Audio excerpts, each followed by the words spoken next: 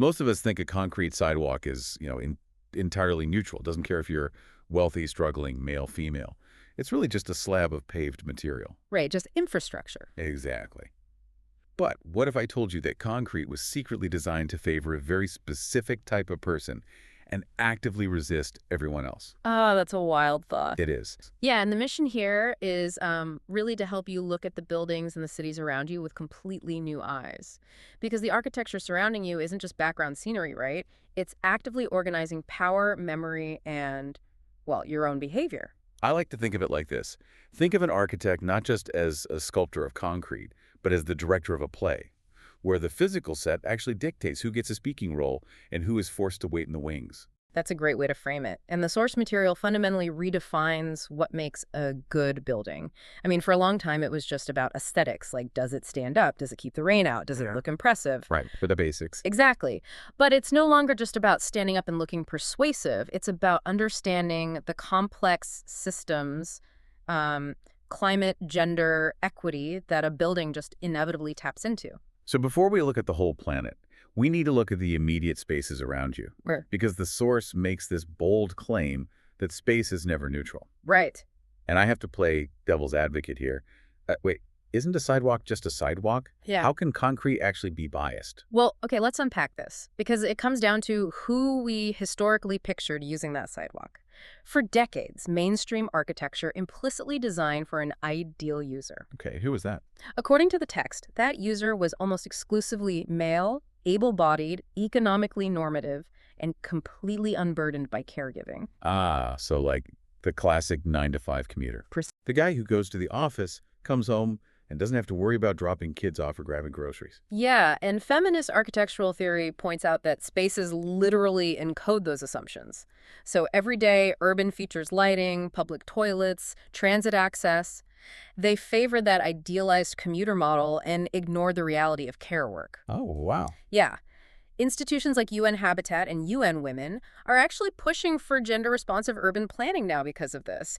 If you look at travel patterns, the 9-to-5 commuter has a very direct route, right? Point A to point B. But caregivers, who are still disproportionately women, have what the UN calls polygonal travel. Polygonal. Yeah, like a web. They go from home to childcare, then maybe a part-time job, then the grocery store, then an elderly parent's house. Oh, I see. Okay, so designing a city strictly for that 9-to-5 commuter is kind of like designing a smartphone interface exclusively for right-handed people, but on this massive citywide scale. That's a perfect analogy. Like, if you're pushing a stroller or working a night shift, the city physically resists you.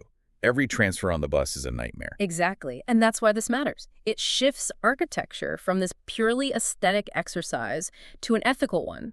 Because if you build without theoretical awareness, you don't magically become apolitical. You just, unconsciously reproduce the old biases. You pour concrete over the status quo. Okay, so if the built environment isn't neutral regarding gender, it's definitely not neutral regarding race and class.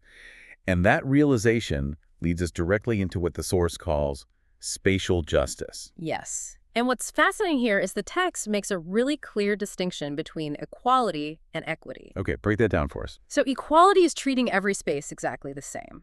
But equity recognizes that different groups face different historical barriers. Good. Architecture operates on land that is already deeply scarred by segregation, extraction, and prolonged disinvestment. So you can't just treat a neighborhood that suffered decades of toxic runoff the exact same way you treat an affluent, historically protected suburb. Right. And the AIA's guides for equitable practice frame this as requiring long-term institutional change, not just, symbolic gestures, which leads to some really uncomfortable questions about urban regeneration. Oh, like gentrification. Exactly. The source impartially points out a huge tension here. A beautifully designed public park might actually be an engine for displacement. Wait, really? A park? Yeah. Think about it. If it raises local land values without affordable housing protections, it pushes vulnerable communities out. Oh, wow.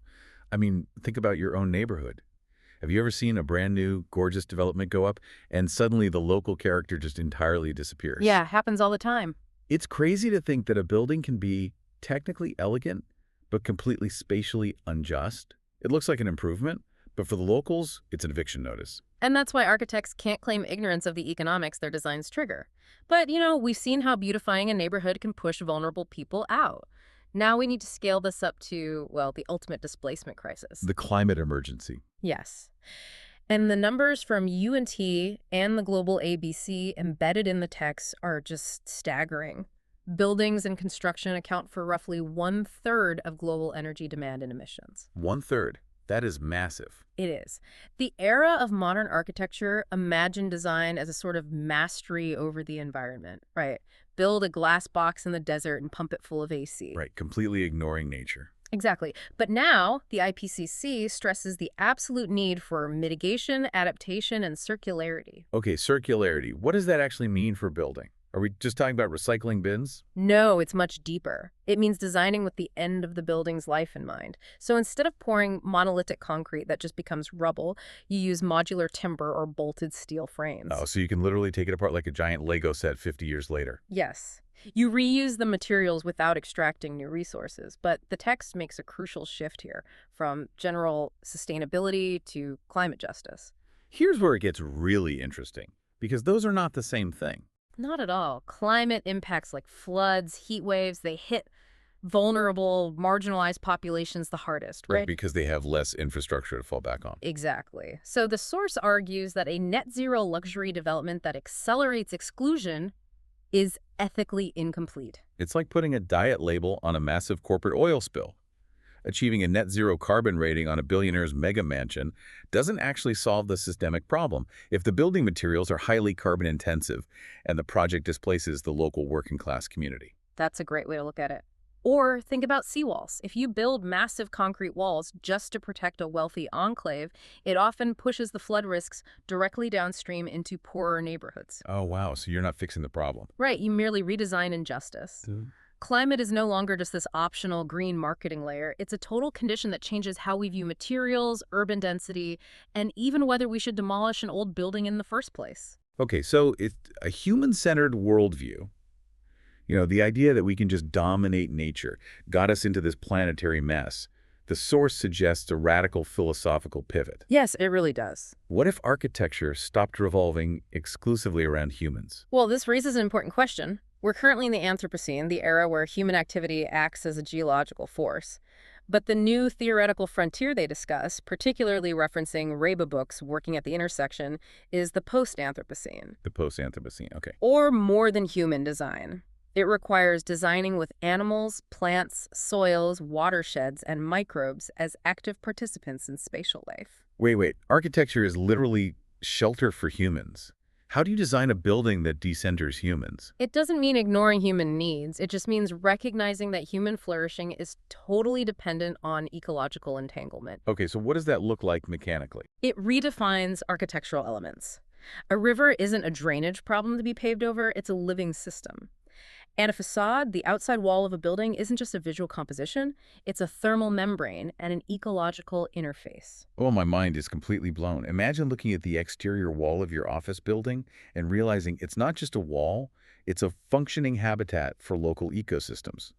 Architecture is shifting from dropping a static object into a passive world to actually designing dynamic living systems. Exactly. It's a huge paradigm shift. But with all these massive overlapping responsibilities, we're talking about gender, spatial equity, climate justice, and literally designing for the biosphere. What does the actual job of an architect look like today? Because it's kind of impossible for one person. It's a lot, for sure. The role is definitely shifting away from the isolated auteur, the lone genius form maker, to more of a mediator, a translator, and a civic actor. So they have to wear a lot of hats. Definitely. Competence now demands rigorous ethical literacy and critical historical awareness, right alongside the technical skills. Architects have to know how a wall detail participates in global labor regimes and energy systems. So they can't just draw a pretty line on a page and walk away. No, They're not going- anymore.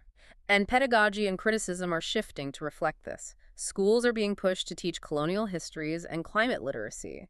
And buildings are now critiqued on their carbon profiles and equity impacts, not just whether they look innovative. So what does this all mean? Does this mean beauty in architecture is dead?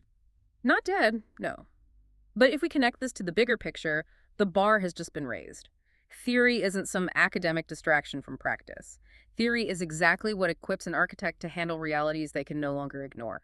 Without it, practice is just efficient repetition of the status quo. So a building's beauty must now include its ecological and social responsibility. A stunning building that's ecologically devastating just fails the test of contemporary design. Exactly right. Wow. It really reminds us that architecture is so much more than building. It's the physical manifestation of our values. It organizes life, power, and possibility in space. It really does.